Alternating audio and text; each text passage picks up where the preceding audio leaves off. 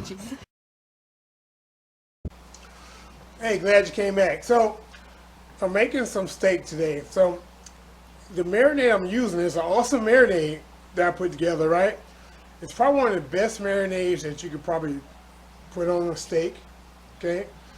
You don't need the extras, you know, like steak sauce and things, but if you want to use it, hey, use it. You don't need it because it's real flavorful. I'm going to show you how I do it. Look at this. That not nice? Oh, that is so nice. Yeah, I even got some mashed potatoes to go with it. I know you're going to enjoy this. Let me taste some of this. Oh yeah.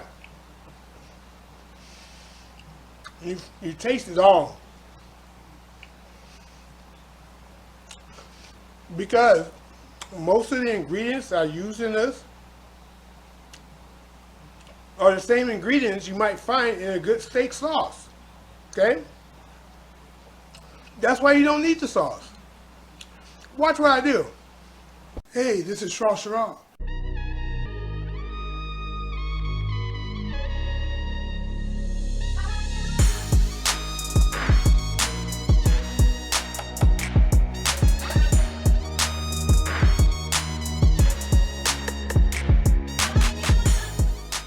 That's the best elevator music I ever heard. What we have here, we have about 3 tablespoons of dry basil, about a tablespoon and a half of dried parsley. We have about 4 minced garlic cloves. And here we have about a tablespoon of granulated garlic, teaspoon of salt. You know, I'm using Fleur de sel, but you can use, you know, kosher salt if you want, but I like Fleur de sel. And I have about 1 teaspoon of black pepper, right? Ground black pepper. We have a 1/4 cup of Worcestershire sauce or Worcester sauce. We have a 1/4 cup of soy sauce.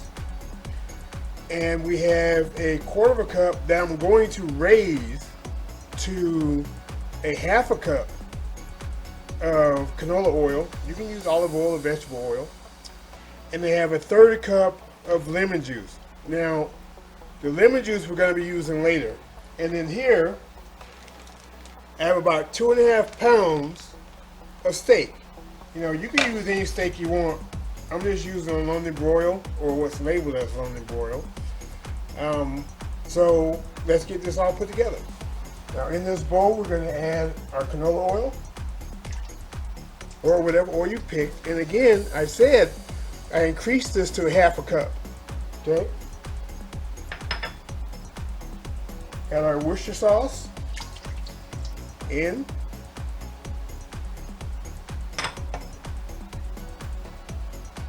Our soy sauce goes in.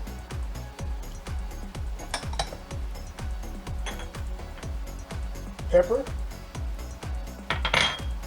Our Fleur de sel, or if you have, you know, kosher salt, use that. Our granulated garlic. There we go. Our parsley, dried parsley. Our dried basil in. And now our minced garlic, and that goes in. Now we're going to mix this up.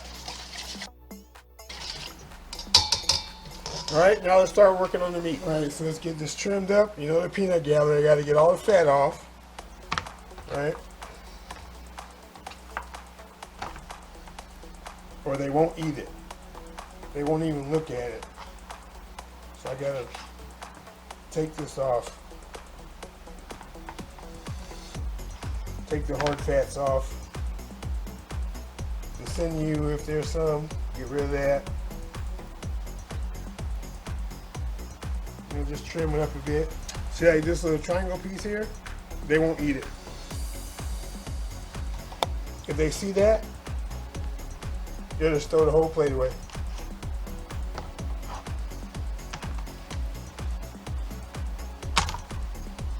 These little pieces of sinew here I can almost get away with If I can kind of hide it from them. So I'm not taking all the fat off completely. I want some of that flavor in there. But the obvious stuff that they can see right away, I gotta get it out of there. Okay, this guy here, gotta come out.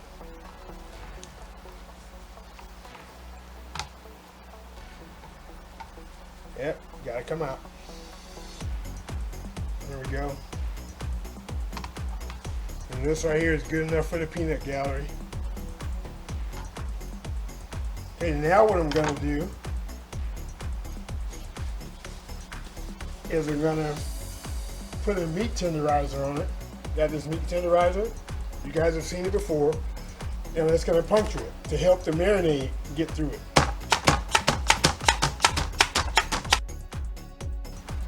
Now let's get this ready to go in the fridge. Let's add our marinade to this.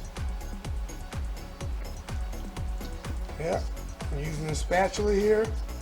Make sure we get all the goodness out. Close them up. Let the air out, or as much as we can get out. All right. There we go. And this is going to go in the fridge.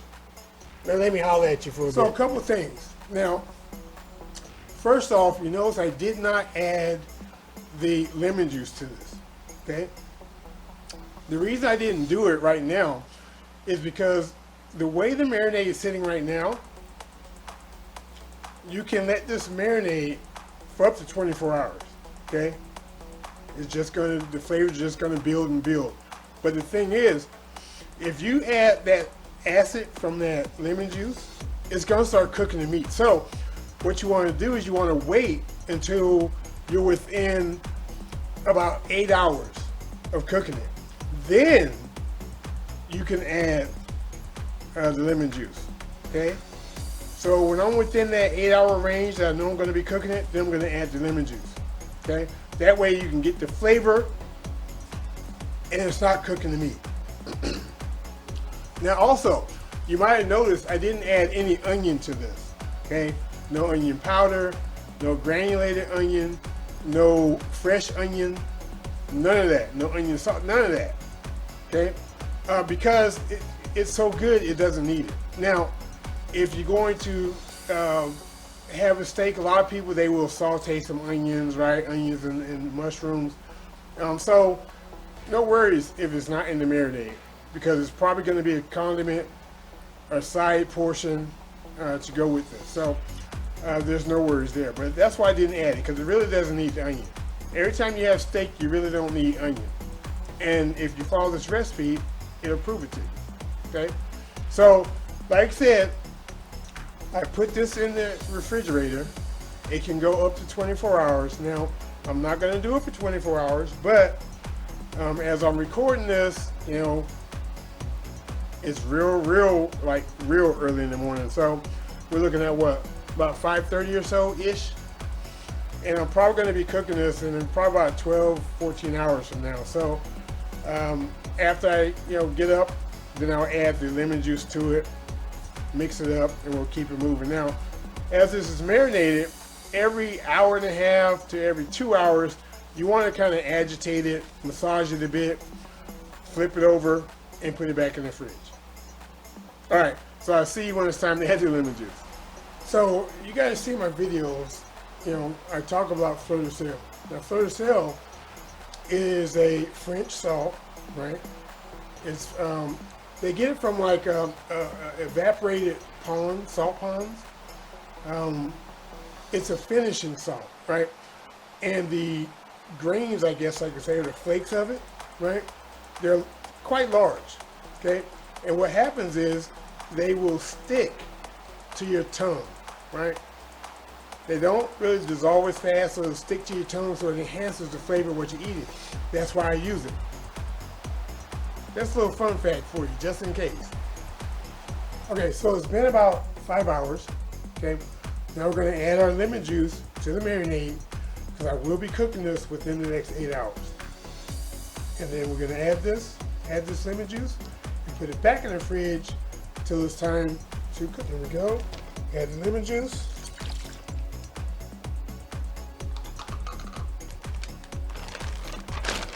Mix it up.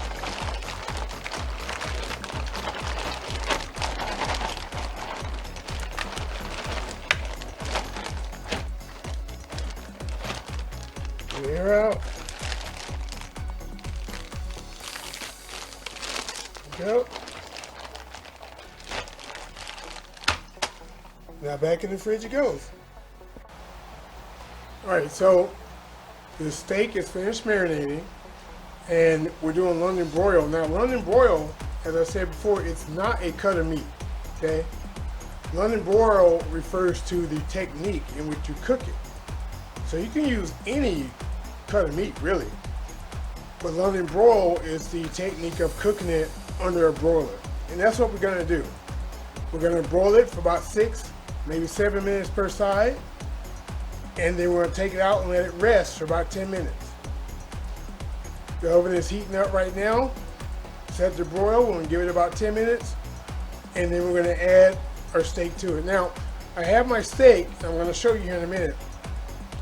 It is sitting on a cooling rack in a cookie sheet, or on a cookie sheet, right? So it can get closer to room temperature. You don't want to put a cold steak in there when you do. You want it to cook even. So let it come closer to room temperature, and that way it'll cook even. Let me show you how I got it set up.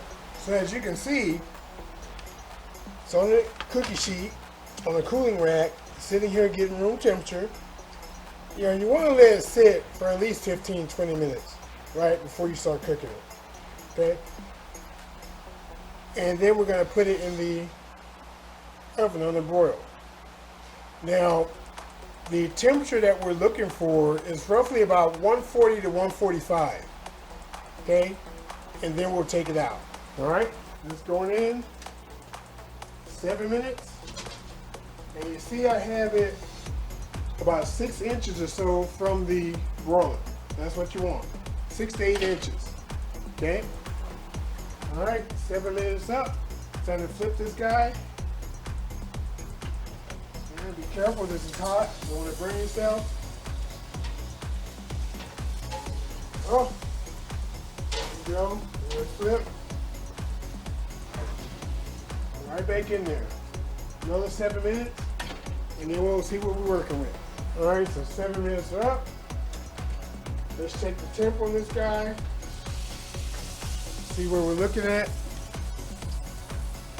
Looking at about 140. Let me see where we're at. All right, we're gonna give this a few more minutes. How about another 5 minutes? And see what we got. All right, let's flip this guy over. 5 minutes is up. It's got a little more color to it. Give it another flip. After it's flipped, I want to check the temp again. See what we got. Gotta give this another 5 minutes. Not sure what's going on, but hey, temperature is temperature. All right, let's take this guy out.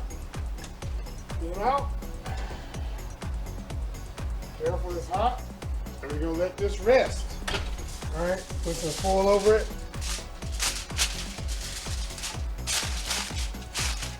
Put a sheet foil over it, let it rest. Give it about 10 minutes, and then we're gonna cut it up. So it's been resting for 10 minutes. Let's go ahead and get this guy cut up.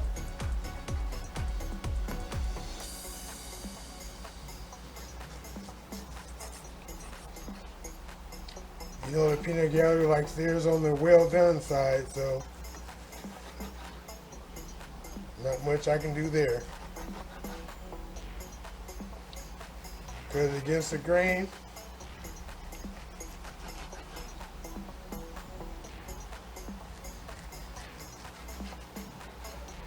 Cut on the diagonal.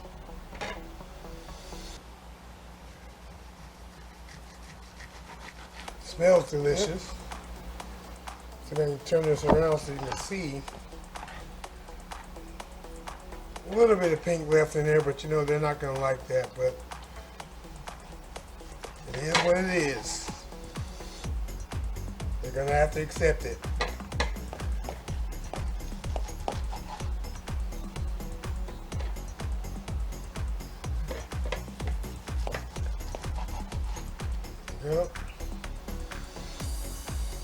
One more slice, and then we're going to reserve the rest for later. Let me go ahead and start plating up. Here we are, our London broil with the best steak marinade you're ever going to taste. Hey, try this out. Let me know what you think. Hey, if you're not already part of the Peanut Gallery, hey, subscribe. Join the Peanut Gallery. Hey, if you can, share it out. You'll definitely like it. Hit me up on Instagram because I always let you know what I got coming up next. That being said, this Shrashira, you see what I'm about to do.